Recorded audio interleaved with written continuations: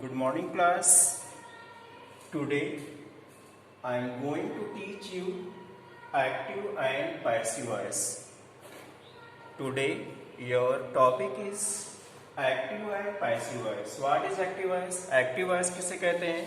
यानी कि जिन सेंटेंसेज में सब्जेक्ट प्रधान होता है उसे एक्टिव वॉइस कहते हैं, और जिन सेंटेंसेज में ऑब्जेक्ट प्रधान होता है उसको पैसिव वॉइस कहते हैं। इस चैप्टर में हम सीखेंगे कि एक्टिव वॉइस को पैसिव वॉइस में चेंज कैसे किया जाता है। How you will change active voice into passive voice. So, common rule of changing active voice and passive voice are: first is object is converted into subject and subject is converted into object. Helping verb is used according to the tenses of the given sentence and main verb is used in third form. तो क्या rule होते हैं? Object को subject बना देते हैं, subject को object बना करके बाई का यूज करके उससे जोड़ते हैं, और जो हेल्पिंग वर्ब होती है, जो सेंटेंस दिया होता है उसके टेंस के अकॉर्डिंग उसमें हेल्पिंग वर्ब का यूज करते हैं, और मेन वर्ब की हमेशा थर्ड फॉर्म का यूज करते हैं। जैसे ये कहा जाए ही reads a book, he reads a book। अब इस सेंटेंस में क्या क्या चीजें दी हुई है? he, it is a subject, reads, it is verb, and a book, it is object। करना क्या होता है? एक्टिव वॉइस को पैसिव वॉइस में चेंज करने क्या करना होता है? जो ऑब्जेक्ट होता है यह क्या है? he, it is a subject, reads, it is verb, a book, it is object। You have to change object into subject, यानी ऑब्जेक्ट को क्या करना है? आपको सब्जेक्ट बनाना है। क्या बनेगा? a book, a book। उसके बाद reads। प्रेजेंट इंडेफिनिट टेंस में हेल्पिंग वर्ब केस लगाते हैं is एम, यानी सिंगल होता है तो is, प्लूरल सब्जेक्ट होता है तो आर, और आई के साथ एम। यहाँ क्या होगा? A book is. Read a verb है तो इसकी थर्ड फॉर्म हो जाएगी आ बुक इज रेड। फिर बाय यूज करते हैं और जो सब्जेक्ट होता है वो बन जाता है ऑब्जेक्ट। तो ही का ऑब्जेक्ट बनाते क्या हो जाता है? हिम। सेंटेंस क्या बना? A book is read by him. यानी कि एक्टिव वॉइस को पैसिव वॉइस में क्या किया हमने? ऑब्जेक्ट को सब्जेक्ट बना दिया, सब्जेक्ट को ऑब्जेक्ट बना करके उसके पहले बाय का यूज कर दिया, मेन वर्ब की थर्ड फॉर्म का यूज किया, और टेंस के अकॉर्डिंग हेल्पिंग वर्ब का यूज किया गया। तो ये टेंस यानी कि एक्टिव वॉइस को पैसिव वॉइस में चेंज करने के जो कॉमन रूल होते हैं। अब इसमें आपको आता है टेंस के अकॉर्डिंग। फर्स्ट आपका टेंस है passive voice of present indefinite tense। passive voice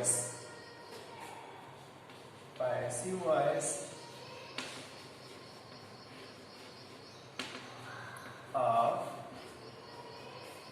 present indefinite tense। present indefinite tense is also called simple present tense। Present indefinite tense को क्या कहते हैं? सिंपल प्रेजेंट टेंस भी कहते हैं। तो सिंपल प्रेजेंट टेंस या प्रेजेंट इंडेफिनिट टेंस को अगर पैसिव वॉइस में चेंज करना होता है तो सबसे पहले कि आप पहचानोगे कैसे कि वो प्रेजेंट इंडेफिनिट टेंस है या नहीं है। किसी सेंटेंस में जो टेंस दिया हुआ आप कैसे पहचानोगे कि वो कौन सा टेंस है? तो प्रेजेंट इंडेफिनिट की पहचान क्या होती है कि अगर जो सेंटेंस दिया हुआ है उसमें उसकी वर्ब की फॉर्म देखिए, वर्ब की फर्स्ट फॉर्म दिया होगा, या फर्स्ट फॉर्म प्लस एस या ईएस का यूज किया हो, या सेंटेंस में डू डज का यूज किया गया हो, तो वो प्रेजेंट इंडेफिनिट टेंस होता है। सो क्या पहचान होती है प्रेजेंट इंडेफिनिट की? इन एक्टिव वॉइस। एक्टिव वॉइस में क्या क्या दिया होता है? एक्टिव वॉइस में उसकी पहचान क्या है कि या तो वर्ब की फर्स्ट फॉर्म हो, first form of the verb, या क्या हो, वर्ब की फर्स्ट फॉर्म हो प्लस उसमें एस या टीएस ऐड हो, या सेंटेंस में do or does plus V first form. एक है प्रेजेंट इंडेफिनिट के पहचान। दिए गए सेंटेंसेस में या तो वर्ब की फर्स्ट फॉर्म होती है, या तो फर्स्ट फॉर्म के साथ एस या ईएस का यूज होता है, या तो डू डज के बाद वर्ब की फर्स्ट फॉर्म का यूज होता है। तो टेंस कौन सा होता है? Present indefinite. और प्रेजेंट इंडेफिनिट टेंस को जब हम पैसिव वॉइस में चेंज करते हैं, in passive voice, passive voice, जब प्रेजेंट इंडेफिनिट या सिंपल प्रेजेंट टेंस को पैसिव वॉइस में चेंज करते हैं तो उसमें यूज करते हैं हेल्पिंग वर्ब इज, या तो एम या तो आर, प्लस क्या हो जाता है वर्ब की फर्स्ट फॉर्म, क्या हो जाता है is am are plus third form of the verb, third form of the verb. जब भी हम प्रेजेंट इंडेफिनिट टेंस को पैसिव वॉइस में कन्वर्ट करते हैं तो वर्ब भी यानी इज एम आर का यूज होगा उसके सब्जेक्ट अकॉर्डिंग, यानी सिंगुलर सब्जेक्ट होता है तो इज का यूज करते हैं, प्लूरल सब्जेक्ट बनता है तो आर का यूज करते हैं, और आई होता है तो एम का यूज करते हैं। और इसका जो फॉर्मेट होता है यानी पैसिव वॉइस में चेंज करने का जो फॉर्मेट होता है क्या होता है? सबसे पहले हम सब्जेक्ट यूज करते हैं plus is M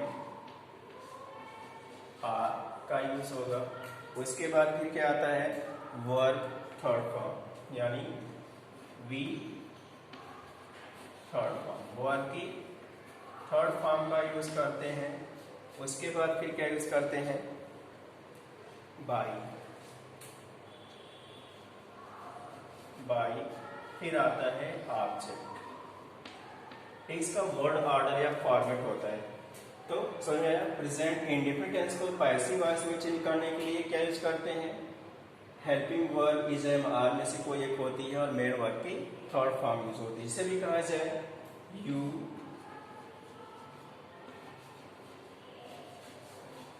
help me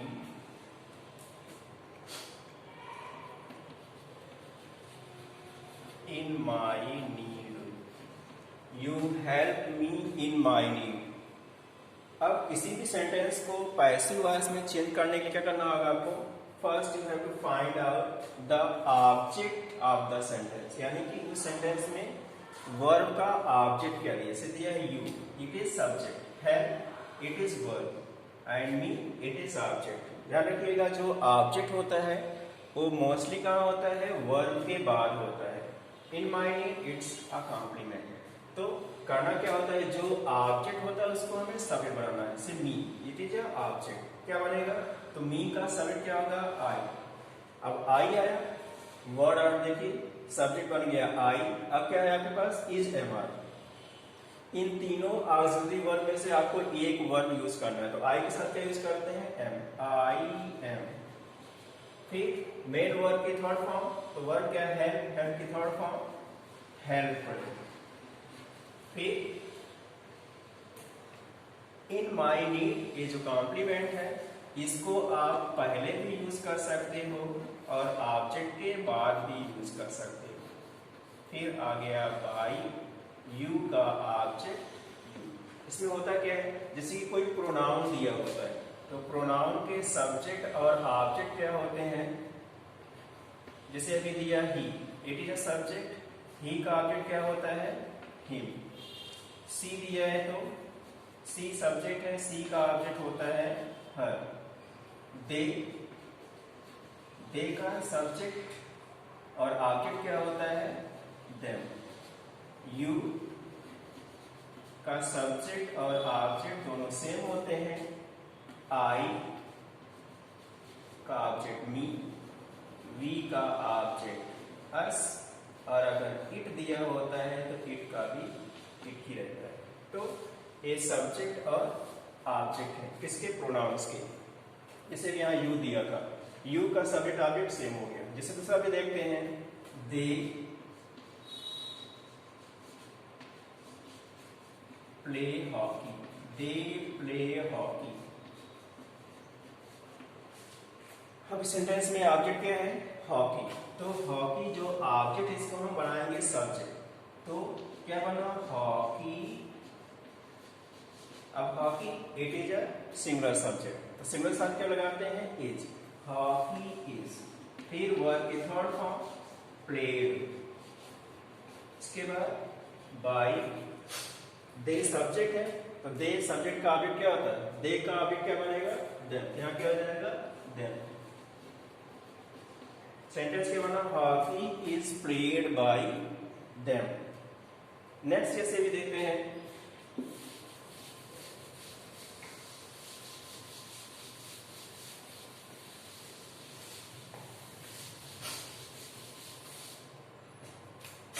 C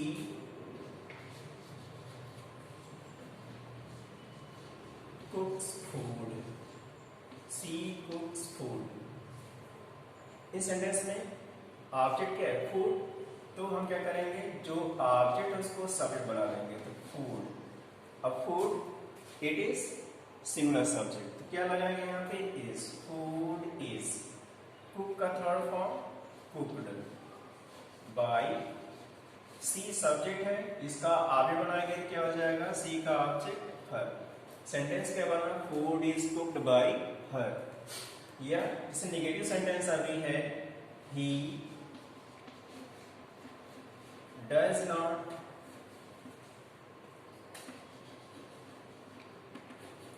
right stories, he does not right stories. इस सेंटेंस में ऑब्जेक्ट क्या है, स्टोरीज, इट इज ऑब्जेक्ट। तो स्टोरीज जो ऑब्जेक्ट है उसको आप सब्जेक्ट बनाओगे, तो स्टोरीज ये सब्जेक्ट बना दो। स्टोरीज सिंगुलर है या प्लुरल है, इट इज प्लुरल। क्या होगा, प्लुरल होता है तो हम आर यूज करते हैं, स्टोरीज आर नॉट। ध्यान रखिएगा, डू नॉट या डज नॉट होगा तो उसकी जगह पे पैसिव वॉइस में क्या हो जाएगा, इज नॉट, एम नॉट या तो आर नॉट। यानी डू या डज हट जाएगा, उसके बाद इज नॉट, एम नॉट या तो आर नॉट, उसके सब्जेक्ट रिगार्डिंग होगा। यानी सब्जेक्ट सिंगुलर होगा तो इज नॉट, प्लुरल होगा तो आर नॉट, आई होगा तो एम नॉट। उसके बाद वर्ब की थर्ड फॉर्म, राइट की थर्ड फॉर्म क्या हो जाएगी, रिटेन। रिटेन बाय, ही का ऑब्जेक्ट क्या होगा, हिम। सेंटेंस क्या बना, stories are not written by him. The students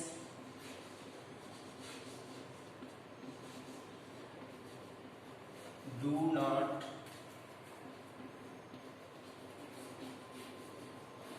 complete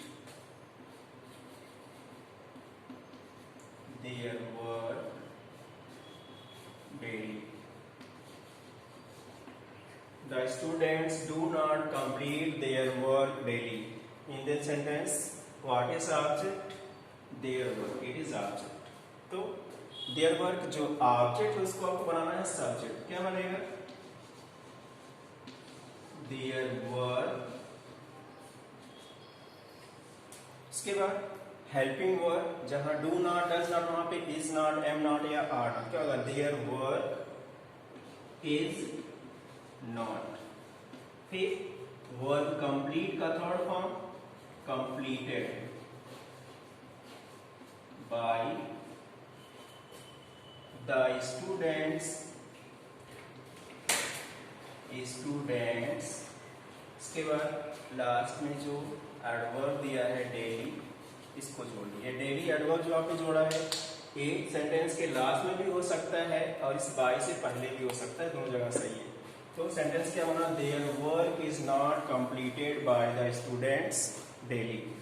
इस तरह से अगर सेंटेंस निगेटिव होता है यानी कि डू या डज का यूज सेंटेंस में पहले होता है तो पैसिव वॉइस में भी जो हेल्पिंग वर्ब होती है इज एम आर ओ पहले हो जाता है। इसे भी कहा जाए do you eat food, do you eat food. अब यहाँ पे क्या है, इंट्रोगेटिव में ऑब्जेक्ट क्या है, फूड ऑब्जेक्ट है, तो फूड कहाँ लाएंगे आप, सब्जेक्ट प्लेस पर, यहाँ सब्जेक्ट। तो फूड जो सब्जेक्ट बनेगा क्या होगा, सिंगल होगा, तो इसमें साथ क्या लगाते हैं, इज। तो यहाँ से डू पे लगा तो वहां पहले क्या यूज करोगे, इज, उसके बाद ऑब्जेक्ट, इज फूड, फिर वर्ब की थर्ड फॉर्म, ईट की third form eaten by you, is food eaten by you, does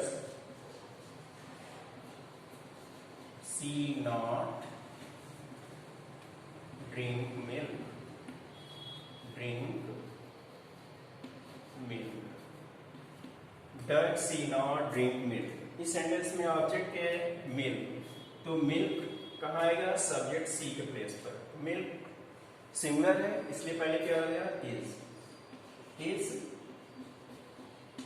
milk not, drink का third form drunk, by she का ऑब्जेक्ट बनाएंगे हर। इसमें से अगर इंट्रोगेटिव सेंटेंस किसी क्वेश्चन वर्ड से शुरू होता है, जिसे भी कहा जाए why do you not teach me,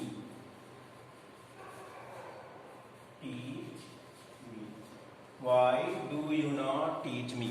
तो अगर कोई question word what, when, why, which ये सब होता है तो सबसे पहले पैसिव वॉइस में जो क्वेश्चन वर्ड होता है उसी का यूज करेंगे। जैसे व्हाई दिया तो व्हाई हो गया, उसके बाद में ऑब्जेक्ट क्या है, मी का सब्जेक्ट क्या होता है, आई के साथ क्या यूज करते हैं, हेल्पिंग वर्ड एम, तो जहां पे डू है वहां पे हो जाएगा एम, वाई एम, फिर मी का subject I, why am I not, फिर वर्ब की थर्ड फॉर्म, टीच का third form taught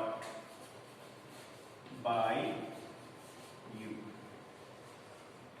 Y am I not taught by you. Next से दिया है how does she learn the poem, how does she learn the poem. पहले question word क्या है, how का यूज करेंगे, इसके बाद ऑब्जेक्ट क्या है, द पोएम। अब इसके साथ हेल्पिंग वर्ड क्या लगाएंगे, इज, तो जहां पे डज का यूज किया वहां हो जाएगा इज, हाउ इज, फिर आएगा ऑब्जेक्ट का जो आप सब्जेक्ट बनाओगे, how is the poem, how is the poem, learn की थर्ड फॉर्म learned by सी का ऑब्जेक्ट हर। अगर सेंटेंस हु से दिया होता है, जैसे भी कहा जाए who teaches you, who teaches you, तो हु वाले क्या करते हैं, पैसिव वॉइस बनाते समय उसमें बाय हु का यूज करते हैं, बाय हु, उसके बाद ऑब्जेक्ट यू है, यू के साथ क्या लगाते हैं हम, helping verb are, by who are you, फिर टीच का थर्ड फॉर्म टॉट, या इसका दूसरा भी तरीका है बाय हु, अगर आपने लगाते हो तो इससे पहले क्वेश्चन वर्ड हु का यूज करेंगे, हु आर यू, फिर वर्ब की थर्ड फॉर्म टॉट, और ये जो बाय है वो सबसे लास्ट में हो जाएगा, Who are you taught by? So students, आज एक्टिव वॉइस पैसिव वॉइस में आपका जो सिंपल प्रेजेंट टेंस था, यानी सिंपल प्रेजेंट टेंस को हम पैसिव वॉइस में कैसे चेंज करते हैं उसके रूल्स बताए गए और किस तरह से चेंज किए गए इसको बताया गया। आपको इस इंडेफिनिट टेंस की जो एक्सरसाइजेज दी गई हैं उसको फेयर कॉपी में करना है। Okay, thank you.